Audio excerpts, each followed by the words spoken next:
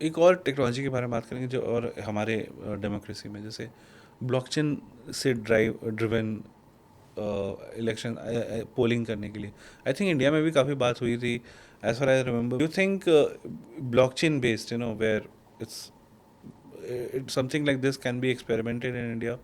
Do you think that will settle down the all these allegations of, अभी जो चलता है कि यार हमें सीट कम मिल गया या फिर हमें ये मिल गया, रिजल्ट्स गड़बड़ हैं? आप do you think that blockchain is a solution?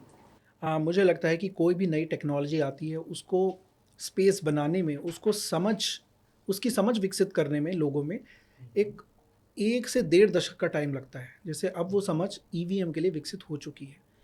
EVM किसी भी तरीके से एकदम, उसमें कोई लूप होल नहीं है, राइट? लेकिन ये एक शक की गुंजाइश रहती है बाकी पॉलिटिकल पार्टीज़ की, कि किस तरीके से वो जो रिज़ल्ट आ रहा है, उस पर डिस्ट्रस्ट कहीं न कहीं बनाया जाए, क्रिएट करा जाए।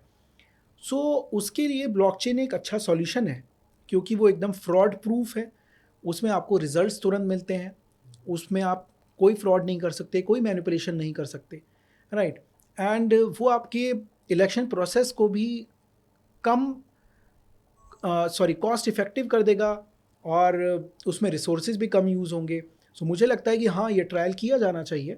एटलीस्ट पोस्टल बैलेट्स जो जिनके लिए हम करते हैं, जैसे सेना के ऑफिशियल्स हो गए, या फिर जो लोग बाहर रह रहे हैं वो हो गए, या फिर जो लोग फिज़िकली डिसेबल्ड हैं वो लोग हो गए, उनके लिए किया जाना चाहिए, कि जिससे वो एटलीस्ट या तो मोबाइल के थ्रू या फिर एटलीस्ट बूथ में एक पीसी के थ्रू जाकर वोट कर सके अपने, और वहाँ अंडरस्टैंडिंग कि वहाँ पर ब्लॉकचेन हो, तो वो ऐसे कुछ पायलट इलेक्शन कमीशन ने किए भी हैं, राइट?